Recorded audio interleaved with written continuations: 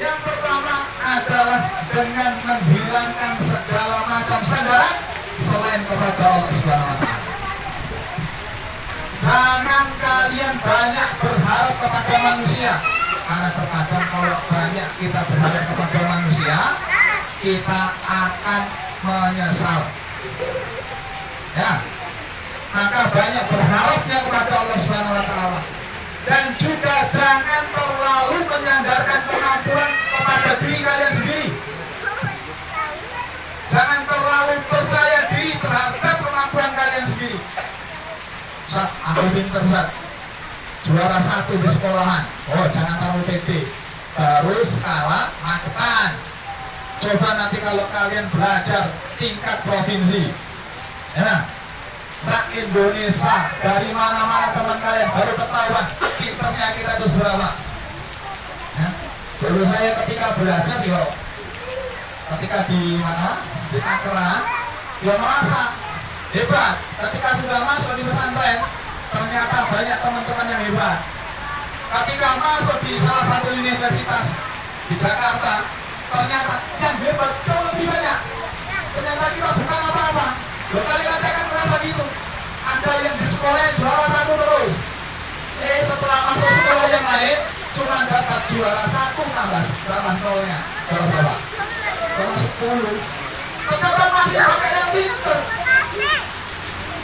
Berarti ternyata kita itu kemampuan pribadi kita ada batasnya.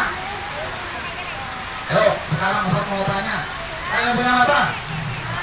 Laki-laki punya mata enggak? Coba saya tanya, mata kita mampu melihat kan? Baik, penglihatan mata kita ada batasnya enggak? Sekarang kita bisa melihat arah depan, tapi tidak mampu melihat arah belakang. Kita mampu melihat sesuatu yang tidak terhalang, tapi kalau di balik tidak kelihatan. Ini menandakan manusia itu lemah, memiliki keterbatasan. Yuk, telinga kita yang bisa mendengar ini punya batasannya enggak? Oh. Kita sekarang ini mendengar di sini karena mampu dijangkau telinga. Coba yang di sana. Ya, yang di sana ini pada ngobrol. Kedengaran enggak kira-kira? Oh, yang di sana ngobrol apa? Ternyata kemampuan kita itu ada batasnya. Ini menandakan manusia punya kelemahan, punya keterbatasan. Yo, kowe sing ngakune pinter, sing ngakune hebat, jare ini hebat, masya Allah, pinternya luar biasa, ngapal ayat sekali baca langsung hafal. Yang katanya selalu juara nasional, itu punya keterbatasan. Hati-hati loh. Hilangkan seluruh sandaran kepada diri sendiri bahkan, maka bersandarlah kepada Allah. Ya, serahkan semuanya kepada siapa? Allah. Tugas kita hanya melakukan amal. Bismillah. Hasilnya seperti apa? Nggak tahu. Yang paling sekian sekarang. Yang pertama, inafil iktimat. Yang kedua, asobril jamaat. Yang kedua, sabar sebagaimana sabarnya benda mati. Ini kalimat Indonesia ini dalam. Benda mati kok disuruh sabar. Benda mati memang bisa mengeluh. Ayo, kira-kira saya duduk di sini. Duduk baru setengah jam tidak masalah. Cuman kalau duduknya sampai 3 jam, kira-kira banyak meleknya enggak? Oke, kenapa? Saya mulai ngeluh, mulai bosan. 3 jam suruh duduk terus. Nah, ini kayaknya sudah nampak juga nih. Baru batang menit ini ya. Benda mati nggak bakal ngeluh. Kita selalu ngeluh. Benda mati nggak pernah ngeluh. Maka sabar kita sebagaimana sabarnya benda mati ditutup, dia orang balas. Ya, kalian pukul dia nggak bakal balas. Coba kalian caci, balas nggak? Enggak, diam aja dia. Namanya benda mati. Maka kesabaran itu sebagaimana sabarnya benda. Nah, kalau kalian punya mimpi apapun itu, ini perhatikan. Kalian punya mimpi, saat saya nanti bermimpi saat. Apa mimpi kamu? Bismillah saat. Saya mau lanjut setelah lulus SMA masuk fakultas kedokteran. Lulus jadi dokter, saya akan bermanfaat, saya akan buka klinik gratis bagi orang yang nggak mampu. Ya. Nah, masya Allah enggak ini? Mimpinya masya Allah enggak? nggak? Ada nggak di antara kalian sudah mimpi itu? Hah? Mimpi aja nggak berani kata tidak ya? Kagotan jadi apa namanya mimpi? Keinginan diiringi dengan doa. Kalau sudah kalian harapkan itu, berdoa kepada Allah, iktimatnya kepada Allah, kuatkan, pasrahkan semua kepada Allah, dan sabari. Karena tidak ada proses itu yang tidak perlu kesabaran. Ini yang lulus SD ya. Coba yang lulus SD angkat tangan. Yang sudah selesai SD, atau SMP, atau bahkan kuliah, ada nggak? Ayo. Yang sudah lulus kuliah ada nggak? Nah, coba yang sudah lulus sekolah, nggak ada, malu semuanya angkat tangan. Hah? Kalau dikasih hadiah angkat tangan kayaknya. Coba yang sekarang masih proses belajar perlu sabar nggak? Nah, ketika sudah sampai kelas 6 SD, berarti apa lulus sih? Sampai berapa tulis di polisi? 69 hari lagi. Nah, 30 hari lagi. Yes, sekarang 1 bulan lagi aku akan lulus, gitu ya. Ya. Kita pingin cepat selesai, tapi kita nggak sadar selama 6 tahun itu proses kita bersabar. Masuk SMP, baru masuk kita semangat. Coba kalau sudah kelas 2, ternyata berat juga ya. 3 tahun di SMP, sabar. Itulah namanya proses. Semua yang ingin kalian dapatkan, kebaikan-kebaikan itu harus disabari. Orang tidak becik itu sabar. Sholat kira-kira perlu sabar nggak? Ini adik-adik. Halo. Kalian kalau mengerjakan ketaatan, mengerjakan sholat perlu disabari nggak kira-kira? Justru kata Imam Al-Ghazali, kata Syekh Hasan Waladubu dari Mauritania, itu menyebutkan tingkat kesabaran di saat mengerjakan ketaatan menduduki ranking nomor 1. Sabar di atas musibah justru rankingnya paling rendah. Kenapa? Kalau sabar di atas musibah itu tidak punya pilihan kecuali 2. Satu terima, satu nih ngamuk. Ya, misal kita mendapatkan kemudian kabar nggak mengenakan, ditelepon, Pak ngapunten, Bapak panjenengan sampun sedo. Kita mendengarkan orang yang kita cintai meninggal dunia, sedih nggak kira-kira? Nah, di sini ada pilihan. Kita terima takdir Allah, sudah katakan takdir Allah, mau gimana lagi? Mau ngamuk jenengan, itu tetap meninggal dunia. Tidak ada pilihan kecuali 2. Kita terima takdir Allah, yang kedua tidak terima. Dua-duanya sama hasilnya. Tinggal pilih kita mau pilih yang mana. Tapi ujian kesabaran terkait ketaatan kepada Allah banyak pilihannya. Ya. Pilihannya apa? Sholat maghrib aja. Nanti sholat maghrib, ya kan? Banyak pilihannya nggak? Banyak. Bisa sholat maghrib di awal waktu, bisa sholat, bisa nanti ditunda, bisa kodok sekalian, ya toh? Bisa tidur terlebih dahulu. Banyak pilihannya. Sudah begitu mengerjakannya terus menerus. Ya, terus menerus. Hari ini cukup tidak, besok lagi ngerjakan lagi. Sampai wafat kita harus tetap mengerjakan. Sakit pun harus tetap sholat. Ayo sabar nggak kira-kira? Makanya kata-kata sabarnya tinggi. Nah, kemudian yang ketiga, nafiya iktimat, ya, wasobil jamaat. Kemudian wasai bil birat. Dia mengatakan konsep berikutnya adalah kita merantau. Ini para pemuda ini, atau yang sekarang berada di ruang lingkup sekarang ini, di lingkungan antum sekarang, jangan puas. Banyak hal-hal baru yang akan antum dapatkan di luar kota Magetan. Kalau bisa harus punya cita-cita. Nanti setelah lulus saya SMA akan melanjutkan kuliah saya di Universitas Islam terkenal sana di Madinah. Nah, berapa? Imam Syafi'i mengatakan sakir rajin ibadah aman tufariku. Bansib fa'inna ladhi dan aisyikin nasobi. Sakir pergi. Imam Syafi'i justru mengatakan pergi, jangan berdiam diri. Karena diam itu mati. Nah, pergilah kamu. Apa kemudian? tajid iwadun amman tufarikuh. Kamu akan mendapatkan pengganti dari siapa yang kalian tinggalkan. Kalian sekarang meninggalkan orang yang dicintai, bapak ibu ditinggalkan. Demi meraih cita-cita, saya akan menjadi anak yang bermanfaat bagi bangsa, bagi keluarga, bagi umat Islam. Pergi belajar sana. Maksud kemudian berlelah-lelahlah kamu, bercapek-capeklah kamu. Pak Inna lagi dari sifin nasobi. Karena nikmat hidup itu akan dicapai setelah berlelah-lelah. Ya, kalau gampang kita hidup ini kumruk ya kan, kuras, males, kira-kira hasilnya apa? Hah?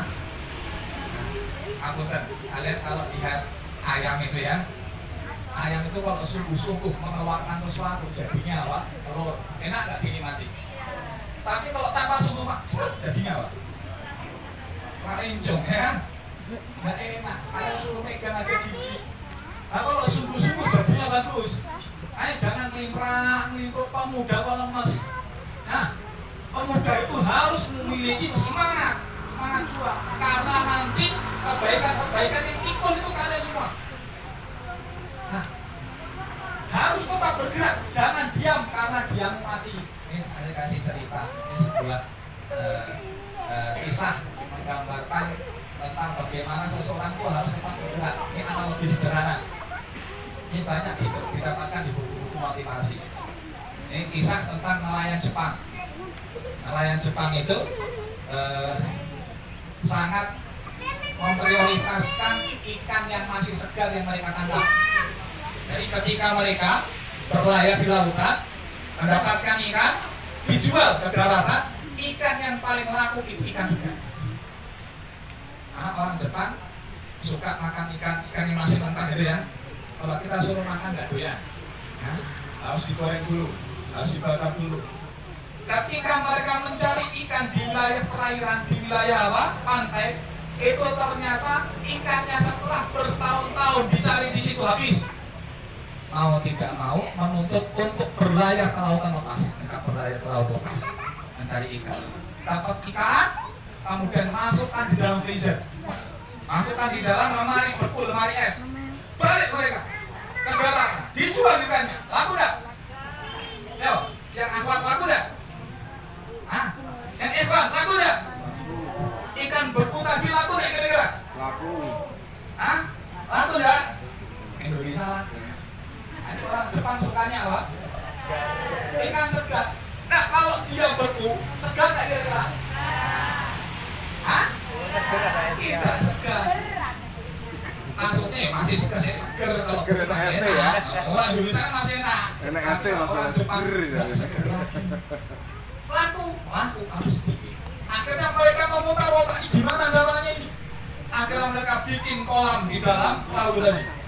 Berangkatlah kapalnya ke tengah lautan, mancing ikan, jaring ikan, dapat ikan masukkan dalam kolam, pulang dia ke daratan. Dijual. Laku nggak ikannya? Nggak bisa laku. Karena nasi, ternyata ikannya laku, tapi nggak banyak juga. Kenapa? Ikannya mabuk. Nah, ombak kapal biur, nggak tahu ya ikan kok bisa mabuk sama ombak ya. Gak ini melangi ya, berenang di air kok bisa mabuk. Ternyata ikannya kemudian mabuk di dalam kolam tadi. Kemudian orang Jepang tadi berpikir, gimana caranya agar ikan ini tetap segar. Akhirnya mereka masukkan ikan ke dalam kolam, percobaan yang ketiga. Kemudian mereka berpikir, ini ikan harus tetap segar. Kalau biar tahu segar, mereka harus tetap bergerak. Akhirnya mereka ambil hiu-hiu kecil, dimasukkan ke dalam kolam. Yang terjadi apa? Kejar-kejaran. Hiunya mengejar ikan-ikan kecil tadi. Yang ikan-ikan kecil itu menyelamatkan diri. Dia nggak dimakan. Kalau dia ya, harus gerak karena dia ternyata kita itu kalau kita diam mati, prestasimu mati, kebaikanmu mati, kakek yang melimprak terus ya nggak berkembang. Anak muda jangan melimprak gerak kalian. Sekali lagi, karena dia apa? Karena dia apa? Makanya berikanlah motivasi dalam kehidupan kalian. Jadikanlah kalian selalu lari. Berikanlah di belakang kalian hiu-hiu kecil yang siap mengejar kalian. Nah, apa kira-kira motivasi kalian biar terus lari? Ibu gerak saja. Kenapa mau gerak? Ibu gerak. Kenapa mau gerak? Saya punya cita-cita besar-besar apa? Saya ingin Magetan ini terbebas dari kemiskinan. Oh bagus ya. Ayo, kira-kira anak muda bisa apa kalian? Terus bergerak, jangan diam. Kemudian yang terakhir, kata Imam Asy'ari, wal bukur kabukuril buruk. Apa? Bukur bergegas cepat.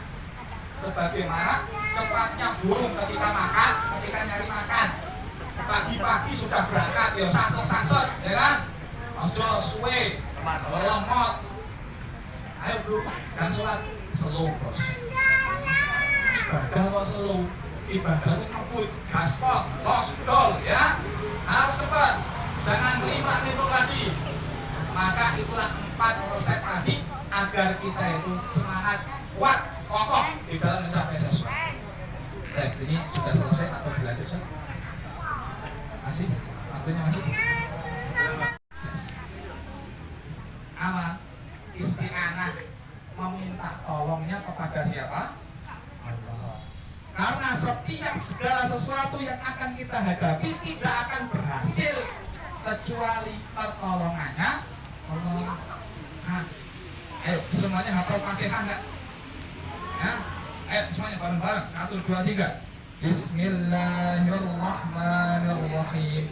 Alhamdulillahirabbil alamin. Ar-Rahmanir-Rahim. Maliki yaumiddin. Ayo suara.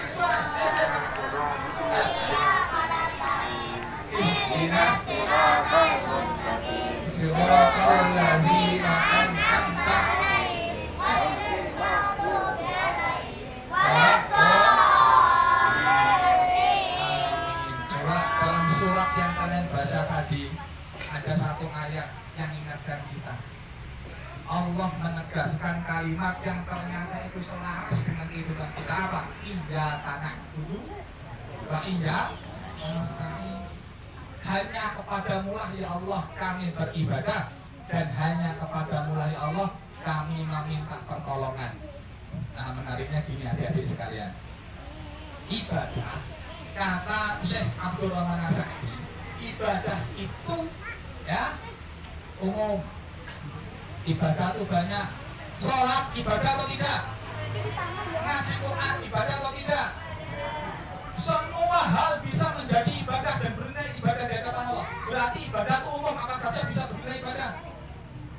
Kemudian kalimat yang kedua, iya wa iyyaka nasta'in, dan hanya kepadamu lah ya Allah kami meminta pertolongan.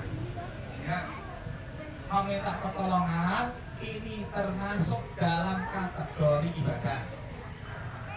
Nah, meminta pertolongan itu juga ibadah, tapi ibadah yang khusus.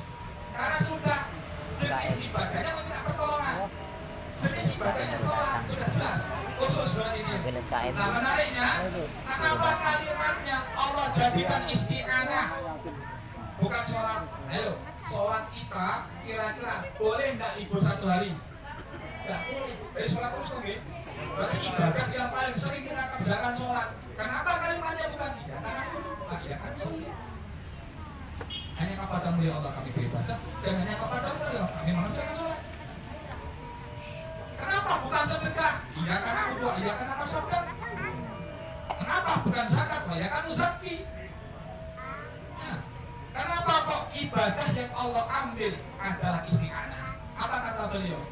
Karena kita tidak akan mampu menuntaskan ibadah yang pertama itu, ya, iya karena budi itu ibadah yang kita kerjakan untuk Allah tidak mampu tuntas, tidak mampu sempurna, tidak akan selesai tanpa pertolongan dari siapa?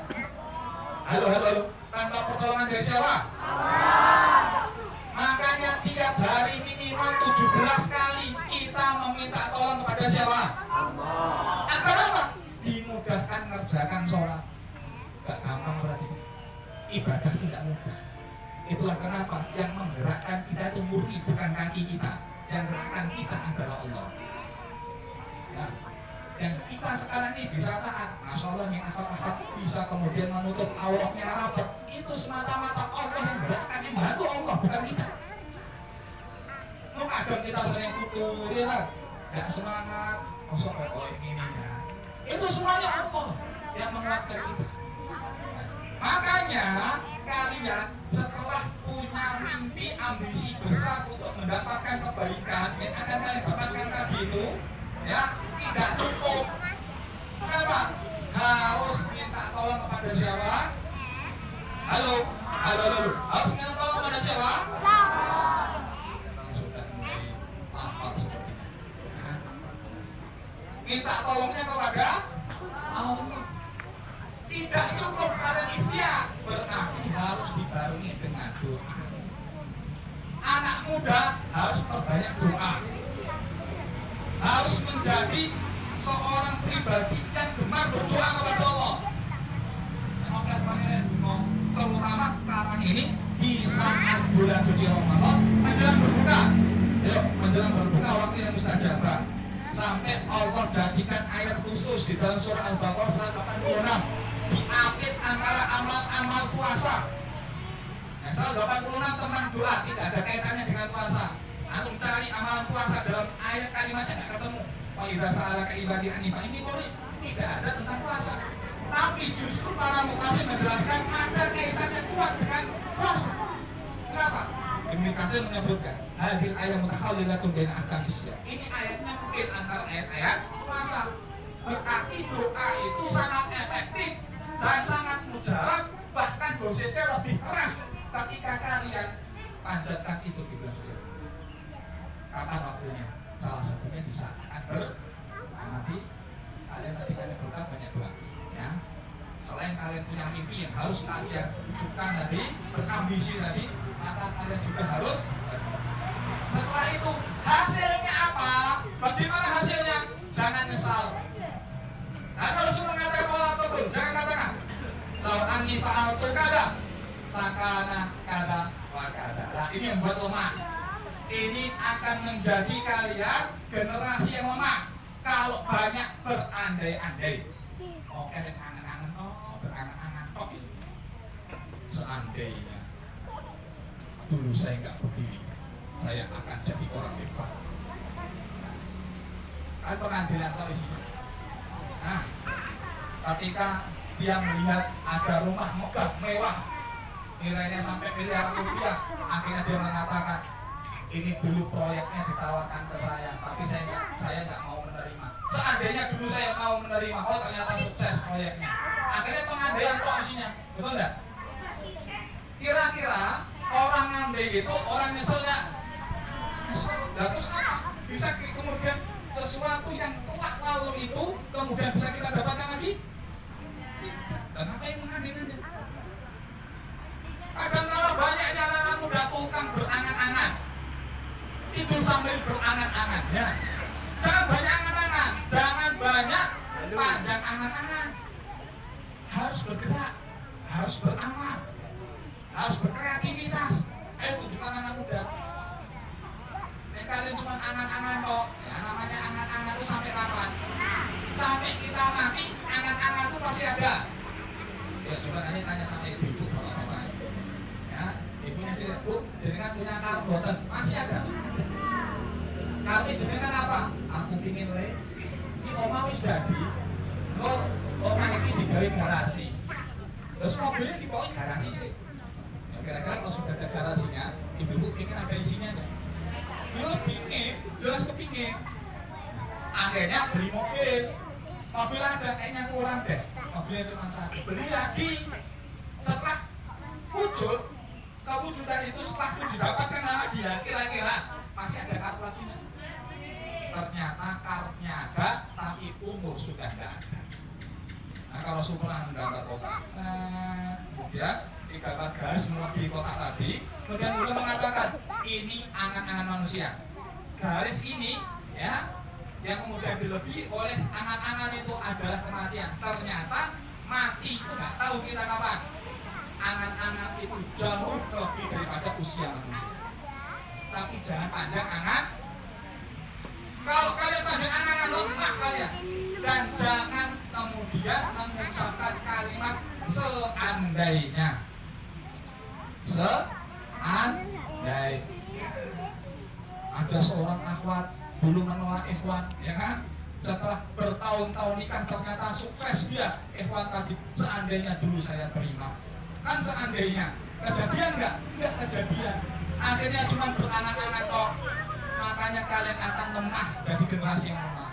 Tapi kalau sudah kalian putuskan, bismillah, ya, saya melangkah seperti ini. Allah bantu saya.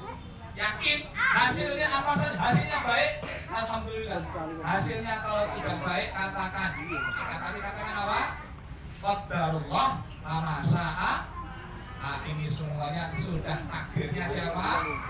Nah, itu generasi tua itu apa-apa dikaitkan kepada Allah.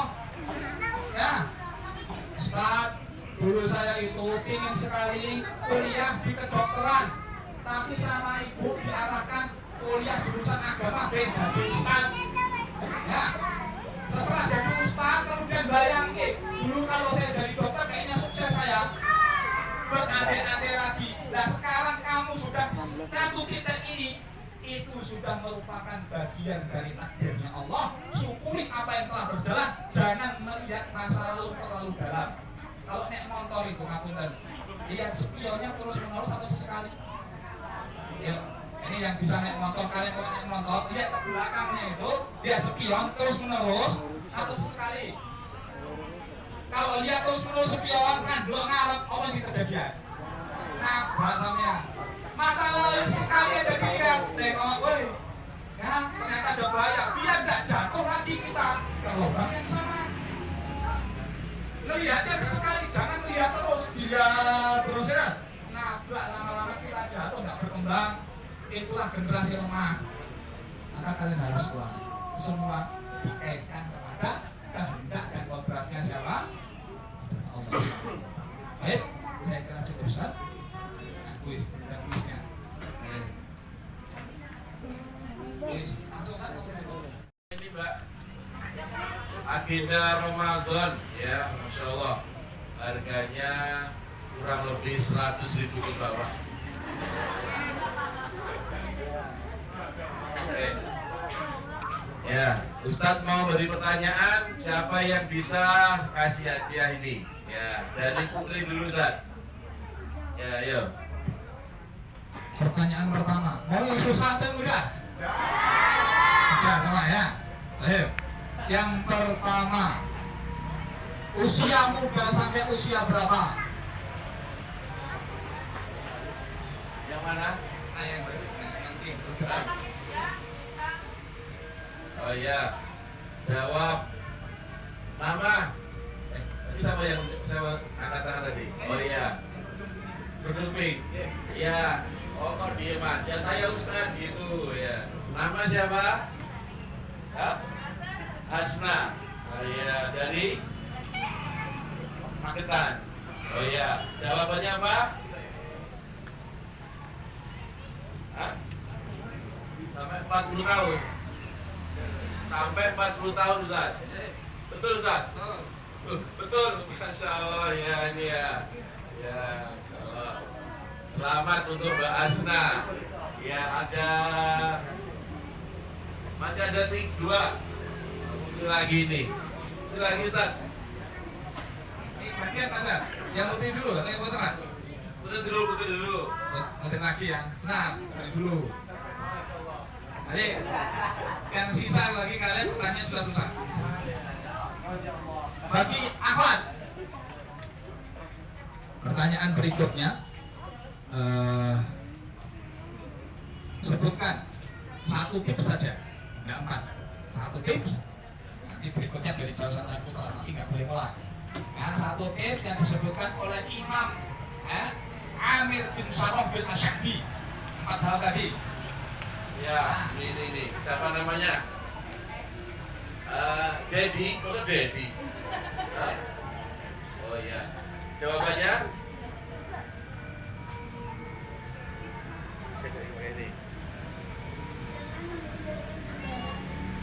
agak keras. Dengan menghindarkan sandaran kepada diri sendiri. Iya, betul. Wah, masya Allah, betul. Ternyata dia menyimak dengan nulis ya, masya Allah ya.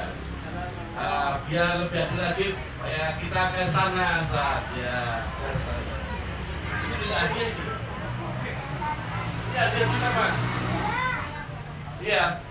Oh iya, hadiah istimewa kitab suci Al-Quran Al-Khabir, kurang lebih harganya 300 ke bawah. Insya Allah ya. Ya, mudah-mudahan nanti yang dapat bisa dibaca, diamalkan ya. Ayo, ya nanti kalau bisa angkat tangan baru menjawab. Ayo Ustaz, pertanyaannya. Pertanyaannya kelanjutan dari tadi. Ada 4, bisa disebutkan 1. Ya, sebutkan berikutnya. Oh iya, bukan. Asobru. Iya betul, ya alhamdulillah. Namanya siapa mas? Ya, Miftah. Oh kayaknya orang Sidowaya. Iya. Oh iya betul. Ya. Berikutnya. Ya. Yang mana nih, Sat? Yang laki-laki yang baru benar? Yang laki-laki. Laki-laki. Kenapa Allah menjadikan kalimat setelah iya karena budu wa iya? Nah, kenapa kok ayat berikutnya iya karena nasta'in? Apa alasannya? Ayo, cepet-cepetan. Kenapa ibadah disandingkan dengan isti'anah? Ayo, dengan meminta pertolongan. Udah. Mau diborong. Yang lain. Yang belum dapat. Sebenarnya angkat tangan salah ya rokok, tapi dia nggak kasih hadiah. Kalau nggak ada, beralih ke sini. Oh, Madu. Oh iya. Siapa? Oh iya, apa? Karena manusia itu lemah. Coba agak spesifik. Betul, tapi tambahin lagi. Dikit lagi. Karena lemah terus. Ya. Hanya kepadamu lah kamu meminta pertolongan. Karena lemah, maka apa? Ayo. Meminta apa? Iya, simpel aja. karena jawab jangan ya. Waktunya yang sudah disebutkan tadi. Siapa ayo saya mau menjawab? Ayo, mana? Kok nggak ada yang jawab? Hah? Oh iya apa? Ya? Waktu ada. Iya antara. Ya satu. Udah habis. Oh iya. Ya, sebutkan nama lengkap Ustadz yang mengisi pada sore hari ini. Baik, kakak itu tuh ya itu. Ya, itu masih siapa ini? Atta. Iya, Atta. Ya. Nama lengkap lo ya. Yang gini kan, yang keras. Ustaz Rausad Zaid. Siapa? Rausad Zaid. Zaid. Hah? Zain. Gimana Ustaz ya? Hah? Betul ya? Hah? Oh iya, ya gak apa-apa. Mana? Rausad Zaid, ya. Dia rumahnya di mana? Kalau bisa menjawab, kasih. Kalau nggak jawab, tak ada lagi. Takeran. Oh iya, masya Allah ya, ini ya. Masya Allah. Masya Allah. Ya. Termasuk pembatal puasa. Ini. Hah? Enggak apa ya? Bunda, iya betul. Terus Mutaibi, ini bukan nih, Mutaibi.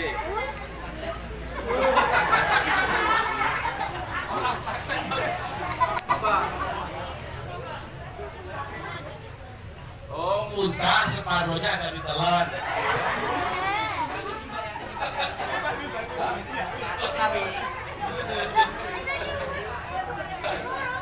Apa lagi? Apa? Bukan dengan sengaja. Ya, betul. Ya. Betul.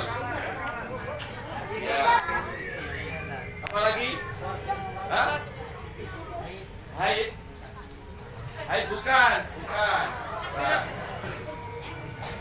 Itu apa? Hah? Keluar darah? Bukan, bukan. Apa? Muntah darah? Bukan. Muntah darah. Wanita menyusui? Bukan. Apa? Hah? Apa? Infus? Infus dibatalkan ya?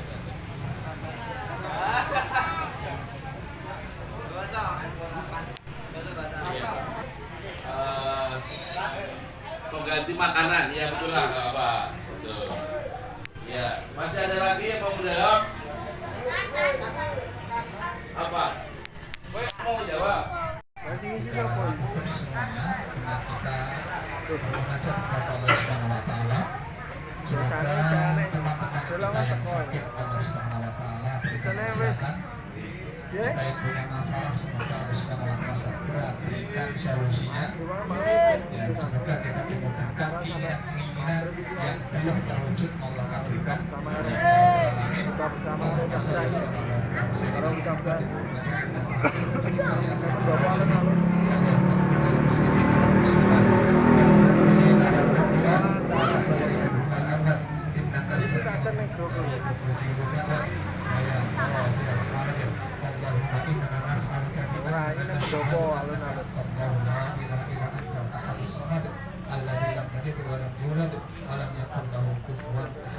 Allahumma inna nas'aluka hubbak wa hubba man yuhibbuk wa hubba 'amalin yuqarribuna ila hubbik bi rahmatika ya arhamar rahimin. Allahumma inna nas'aluka qabla mautina tawbah wa 'inda mautina syahadah wa ba'da mautina ridwanaka wal jannah. Allahumma taqabbal minna salatana wa qiyamana wa siyamana wa sujudana wa qira'atana innaka sami'ud du'a.